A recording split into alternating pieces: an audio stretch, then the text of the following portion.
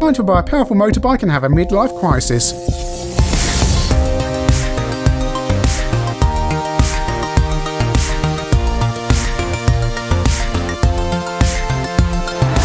TT Racer by Digital Integration, the company that did all those wonderful simulations, Fighter Pilot, Tomahawk, and so on. And it's programmed by one of the two original partners in Digital Integration, RJ Swift. It came out after Fighter Pilot and before Tomahawk, I believe, because Digital Integration needed a fairly quick game to release because simulators, plane simulators and helicopter simulators took a long time to code, so they needed something to get some money in. So we're playing this on CPC first. There's only two versions, CPC and Spectrum. You enter your name in here, or your initials, your engine size, what type of competition you get, and that's a difficulty level thing. You've got all these tracks there, 12 of them. Some of the names you will recognise. You can select, and by the way, it's the French version of the game I'm playing, how many laps you want up to Grand Prix distance, which is going to be more than 99. The events you want, a track or a season, you can practice. You can have a 1 or 2 player because you can link this game up via a serial cable. And you can have automatic or manual gears. I recommend manual gears. So off we go. And we put the power down. And, oh, yeah, we've reared the thing up onto its back wheels. And off we go. Basic sound effects.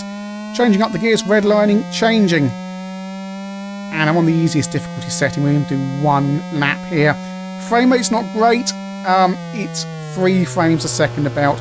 And because we're on the easiest difficulty level, it lets you crash into the corners without dying horribly. But we're out in first and we can see other players in my rear view mirror, or we could there until he overtook me. I'm in position 2 now. And look how the bike leans. They've used some of their simulation expertise from banking in planes and helicopters to bring this into TT Racer, because this is a weird hybrid of simulator and arcade game. You've got sprites zooming around, but you've got these vector graphics and field objects going past that are more like Fighter Pilot or Tomahawk. The other racers don't really scale that well at all. When they're very close, they remain very small. But it's all good fun, and it plays very, very well. Once you get used to the frame rate and you get into the game, this is not Team Suzuki on the Amiga, or no second prize. But this is an 8-bit full megahertz computer, and it's running in the Amstrad 16 colour mode as well. I'm maintaining my first place, but I am on the easiest difficulty setting. So on any other difficulty setting, I would have crashed a long time ago. And there's a good impression of speed, even if the frame rate isn't that good.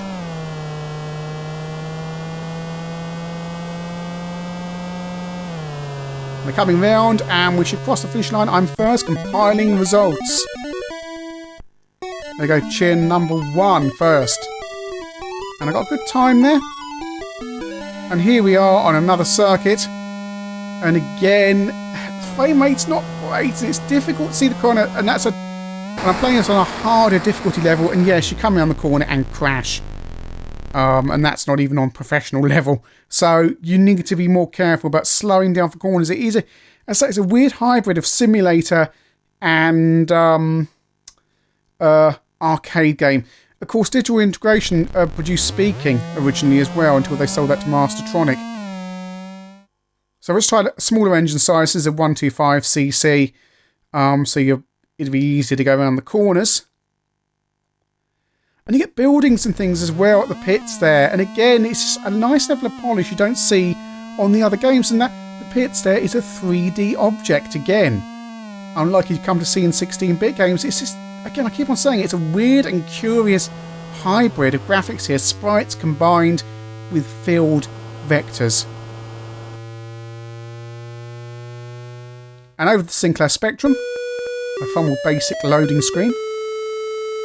And as I say, Digital Integration produced this because they needed a fairly quick game to make a lot of money while they were programming. I think it was Tomahawk they were producing. This was between Fighter Pilot coming out and Tomahawk coming out. Could be wrong. It could have come out after Tomahawk. Same setup here on the Spectrum. Again, 2 players are an option. And on the Spectrum, I'm afraid things are a little bit more of a mess because you've got a massive colour clash problem, especially on the horizon with the sky. It goes all blocky.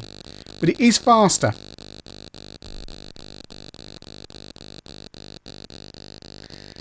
Which gives you a more of a sense of racing, certainly. It's just a shame about that horizon. It's because the whole thing is tipping, although I don't remember Tomahawk having that problem.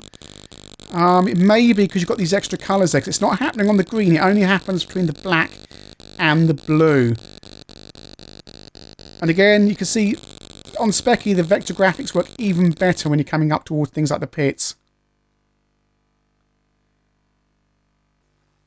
No music on the Spectrum version. The Amstrad version has a rinky-dink tune on the menu that gets on your nerves pretty quickly. And again, it's just a little bit of problems on the horizon there.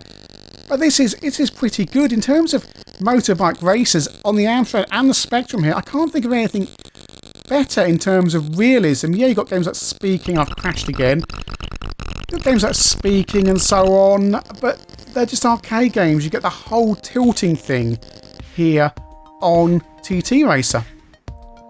So TT Racer, it's probably the most realistic bike game you're going to get on the Spectrum and Amstrad. Yes, it's quite slow. The frame rate, especially on the Amstrad, isn't particularly good. But it's, as I keep on saying, it's a curious mix between arcade and simulation. You've got sprites and vector graphics. You've got the whole tilting thing. It's quite unique, and they're trying to do something really clever that hadn't been tried before. And I think digital integration deserve enormous credit for this. It wasn't a huge success, this game. It wasn't a particularly remembered game. I only came across it on budget. I don't remember it being extensively advertised in the same way digital integration pushed Fighter Pilot and Tomahawk with constant press adverts. But nevertheless, this game is pretty special. Of course, it's not competing with Team Suzuki and no second prize on the Amiga. It can't. These machines don't have the processing power.